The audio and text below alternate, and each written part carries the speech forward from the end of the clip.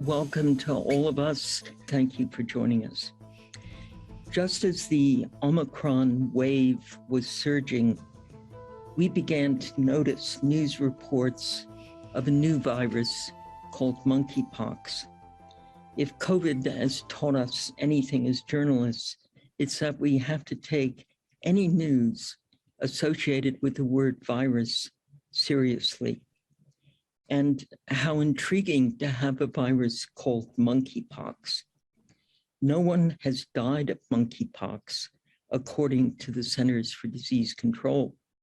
But how worried should we be? Because of the valuable pool of medical experts we've acquired over the last 2 years of covering the pandemic, we decided to ask 2 of these speakers to help us and join us on today's briefing so that we could better inform our audiences and gain new insight into what a virus is and how it spreads.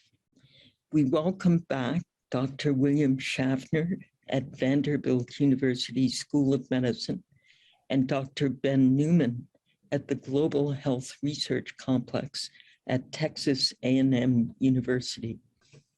So now I turn the moderation over to my colleague, Sunita Sarabji. Sunita. Sandy, thank you very much. And thank you to all our speakers and reporters.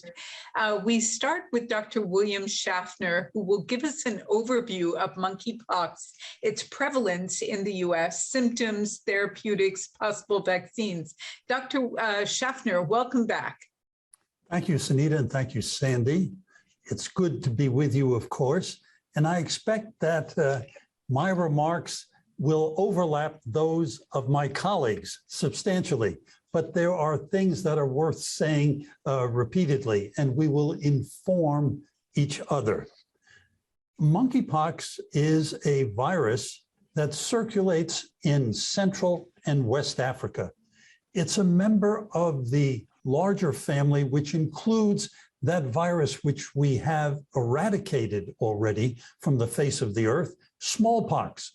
But clinically, in its classic form, it resembles smallpox in some ways. In West Africa, particularly in Nigeria, its reservoir, that is the place where this virus normally lives, is in the animal populations, probably small animals. We're not entirely sure which ones. The virus is called monkeypox because it was first identified in that primate species, which goes to the point that it can also obviously infect humans. There are 2 major strains of this virus, the Central African strain, which is more severe, the West African strain, which is fortunately involved here, which produces milder, generally, infections. Now, at the moment, in the United States, as of 2 days ago, on the 22nd, I have from the CDC that there were already 155 cases. They're involving 24 states and the District of Columbia. The states most frequently affected were California, New York, Florida, and Illinois. Now, the cases range in age from 20 to 76, with an average of 37. No children have been involved. 98% of the cases have occurred in men. And that's a striking epidemiologic feature because it is thought that this virus was spread initially in gay pride events among gay and bisexual men that occurred in Europe, particularly the Canary Islands, Berlin, and perhaps also in France, where this virus was transmitted among the enthusiastic participants who then went home and then have initiated smaller outbreaks and chains of transmission in their home countries. Here in the United States, I should say first, in May 22nd, in the UK, there were 3 clusters that were defined. One was travel associated. Then there was a family cluster of 3. That family hadn't traveled, and it is not clear how that family became infected. And then there were several patients who were identified in sexual health clinics. The first case in the United States was diagnosed on May 17 in Massachusetts. This is a person who had been in Canada and perhaps acquired their infection there. They presented with a rash on their backsides, in their anogenital region, which subsequently spread to their face and to their trunk. Now, this is a virus which is spread through close personal contact, usually skin-to-skin contact among humans.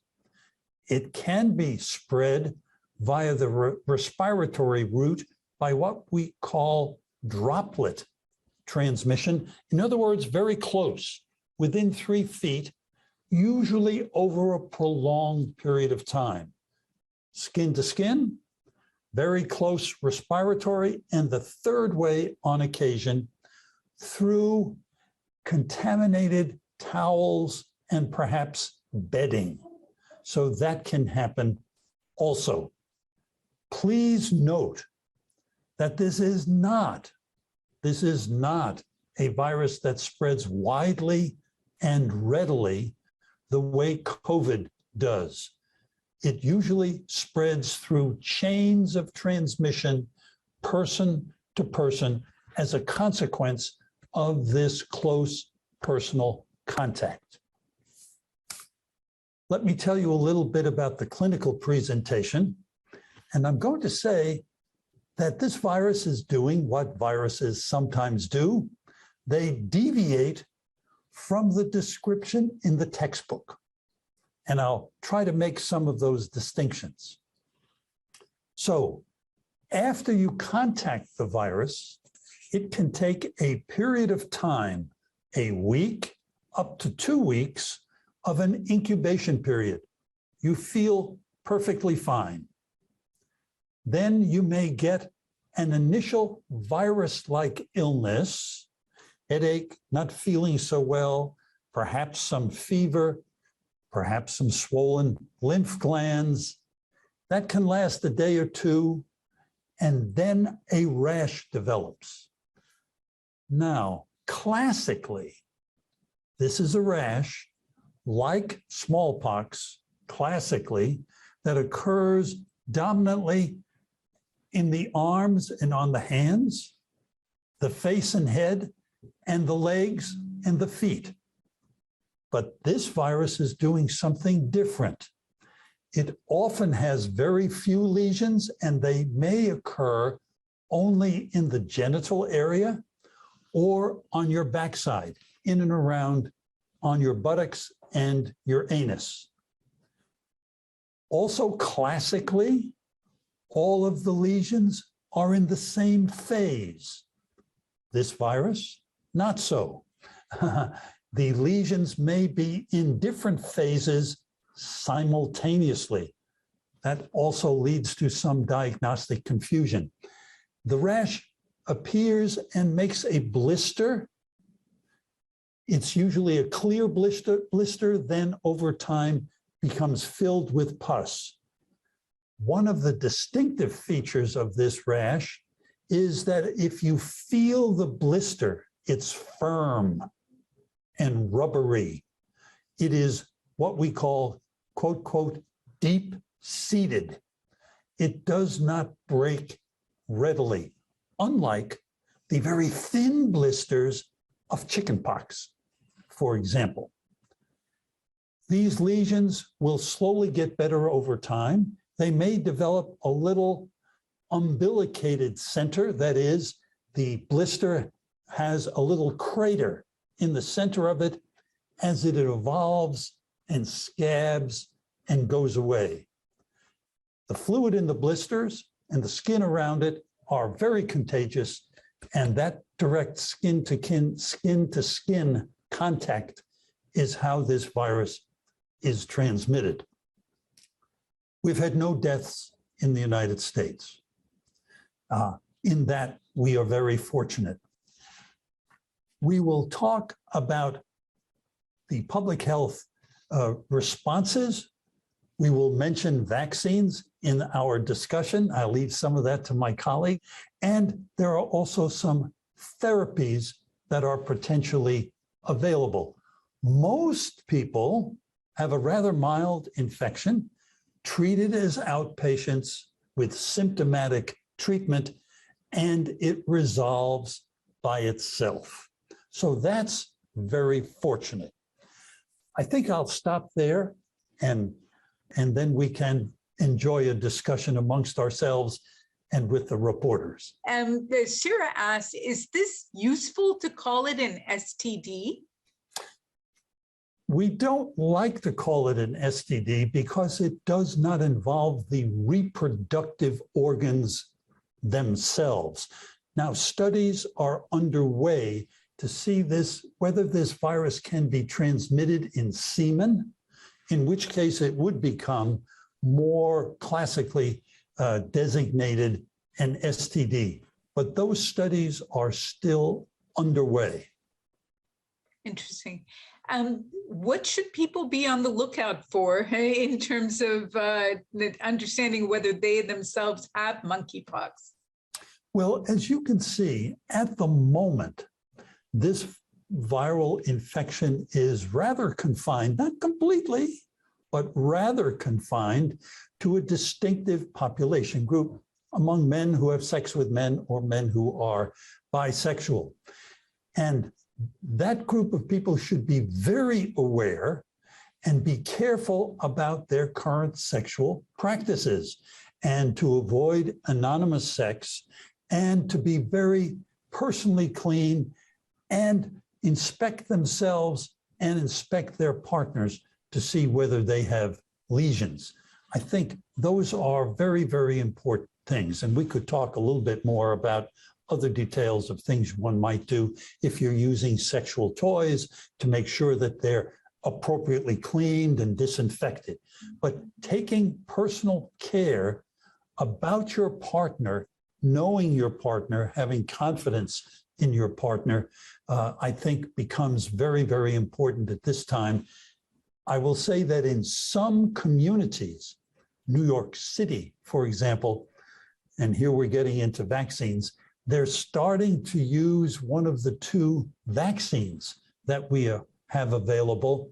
And my understanding is that the very first day they made this vaccine available, there were many gentlemen who came forward and wished to take advantage of the vaccine. What vaccine? I'm sorry, could you clarify? All right. There are two vaccines, both originally designed to prevent smallpox, but they also prevent monkeypox. One of them is like the old smallpox vaccine that is a live attenuated virus, a tamed virus. It's inoculated through a multiple pressure system, the way we used to give smallpox vaccine, on the surface of the skin.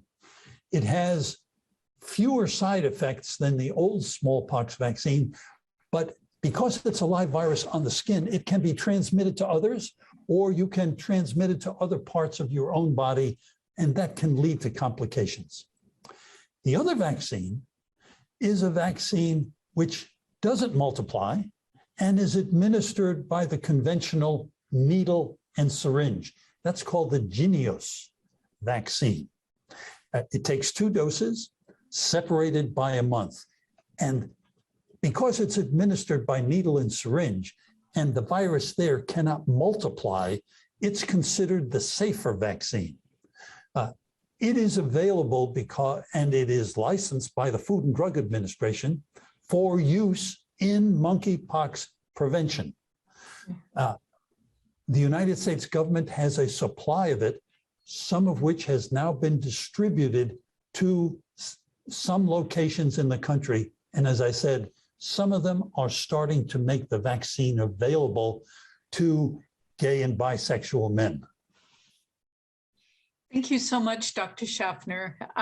We will reserve time at the end of the briefing for more questions for you, but we move on to Dr. Ben Newman. Dr. Newman, how did it get here? How did we get this virus from Central and West Africa? If we could start with that, that would be terrific. Sure.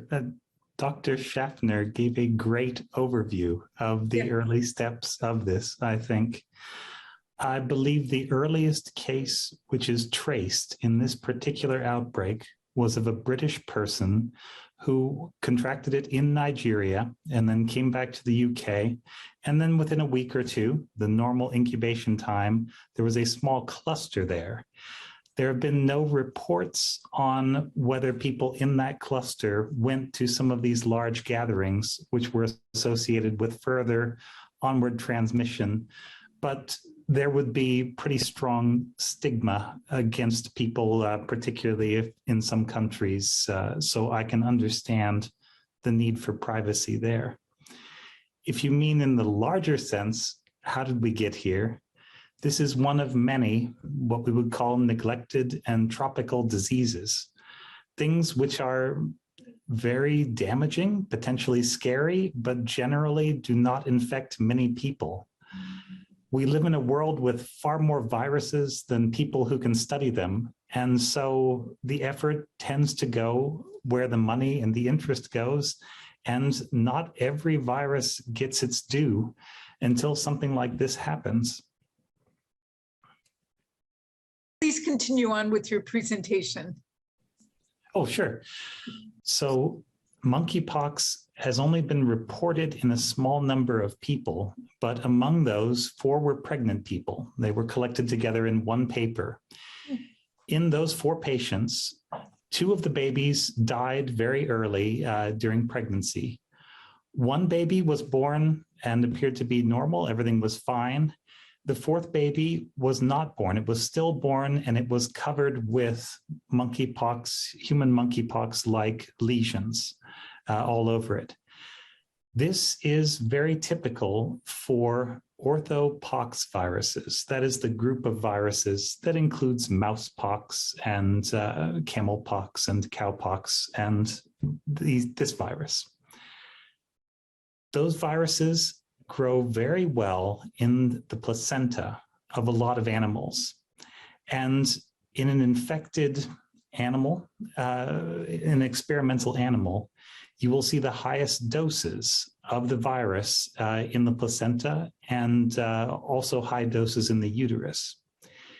In similar cases with other viruses, so things like Lassa fever virus, when the mother is infected and the virus is transmitted to the fetus, the mother has a much higher chance of survival if there is an emergency abortion. At least in animal studies, mice that are infected with viruses like this seldom, if ever, survive all the way to term. Rather, the fetuses do. So controlling access to who would be able to and when they would be able to have these sorts of potentially life-saving medical services is now a concern if this virus were to spread. There's nothing about this virus that means that it has to spread among men who have sex with men. It is a virus that would have spread just as easily inside a crowded dance club or at a concert or any other venue where you have lots of people together and they're having a good time. So it's a thing to be watched. It's not something that is immediately scary right now, I would say, but this is something that could get out of hand and very much something that should be stopped before it gets out of hand, in my opinion, as a virologist. So, Dr. Newman, how does it get out of hand? What are the conditions that will allow it to get out of hand? And can you compare this to COVID, which we've just gone through? Are there similar environmental factors that are going to allow this to spread as rapidly as COVID did? So in an infected experimental animal, you find high doses of the virus in the liver, where no one is going to come in contact with your liver. That's okay. You would find high doses on the skin, and you would find high doses in the nasal passages. Now, it's the nasal passages that worry me, because those would allow us to spread the virus a little bit further, a little bit faster. It is very tempting to compare this to the spread and the changes that happened to COVID during that spread. We don't know if there are other possible mutations that could make the virus a little more stable, or a little more efficient at coming out of cells, or a little more effective at entering cells along the nasal passages. But any changes in that direction would be predicted to make this more transmissible, and potentially transmissible to a wider number of people.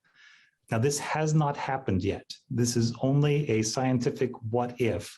So we should not be alarmed that it has changed. The virus that we see now is, I believe, only about 40 mutations different from the virus that appeared in Nigeria about 4 years ago. So it changes slowly, which is typical for a DNA virus. But each time a virus emerges from the wild into people, there are some changes and some unknowns and potentially some surprises. And as a very conservative virologist, I do not like surprises when it comes to viruses. Yeah. Thank you. Araceli Martinez from La Opinion has a question for you, Dr. Newman. Araceli, please ask your question. Thank you, Sunita. Good morning. I was wondering if there are certain ethnic groups with a higher risk of contracting this disease, and how can we protect in our daily life? Thank you so much. This is a good question. In a few years, we may be able to give you a satisfactory answer. For right now, the virus seems to work equally well in a person and a guinea pig and a hamster and a prairie dog and an African pouched rat. So I don't think we can expect any major differences between people who look slightly different to us. I think we probably all look roughly the same to the virus. Dr. Newman, how prevalent is monkeypox in Central and West Africa? And can you compare that to what's happening here in the US? So as Dr. Schaffner said, there are two major clusters of the virus, and the one that is normally found in Central Africa is actually the more dangerous of the two. It causes more fatalities, we think. It's also the one of the two that grows generally in places with less access to testing and fewer hospitals that can actually confirm it. So the numbers are almost certainly underreported. This is the milder West African strain, but there have been over 1,000 cases of the more severe strain this year already in Central Africa. And right now, the only thing that is keeping that virus from getting out to the rest of the world is the relative geographic and economic isolation of the area. And I do not believe we can count on that as an effective stopgap in the future. Absolutely. Dr. Newman, thank you so much for your insights. Dr. Schaffner, is there anything you wanted to add to Dr. Newman's response on how this virus looks in West and Central Africa versus the US?